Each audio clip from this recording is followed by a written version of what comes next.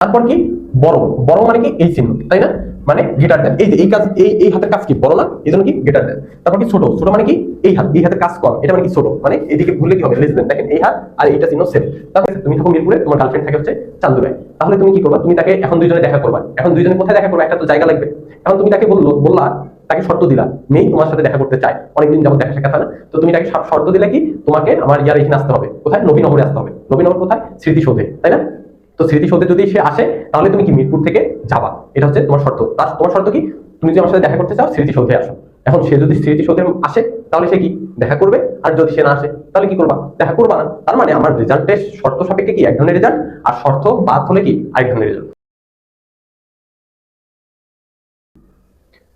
আসসালামু আলাইকুম, আমি সামিউল ইসলাম নাইম। আজকেও আমি উৎস টিচিং সেন্টারের পক্ষ থেকে তোমাদের জন্য একটা ইন্টারেস্টিং টপিক নিয়ে আসছি। আমি বলেছিলাম যে চ্যাপ্টার 5 এর উপর আমি 3টা করবো, ভিডিও করব। তার মধ্যে আজকে হচ্ছে সেকেন্ড ভিডিও। তোমরা দেখতেই পাচ্ছ হচ্ছে কি সেকেন্ড ভিডিও, টাইপ হচ্ছে 2। টাইপ কত? টাইপ হচ্ছে 2, তাই না? তো খুবই সহজ জিনিসগুলো আমি বারবার বলছি, আমরা কি টাইপ 1, টাইপ 2, টাইপ 3, তিনটা টাইপের মধ্যে আমরা সকল ধরনের ম্যাথ করে ফেলবো।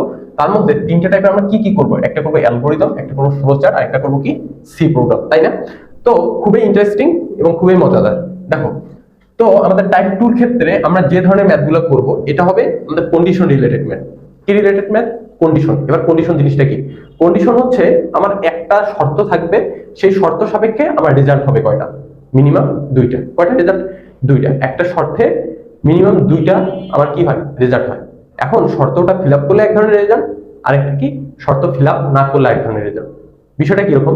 ধরো তুমি তোমার গার্লফ্রেন্ডকে বলছো, ধরো তুমি এখন আছো মিরপুরে, তুমি তোমার গার্লফ্রেন্ডকে বলছো, তোমার গার্লফ্রেন্ডের বাসা হচ্ছে ধরো চন্দ্রা, ঠিক আছে? তুমি থাকো মিরপুরে, তোমার গার্লফ্রেন্ড থাকে হচ্ছে চান্দুরায়।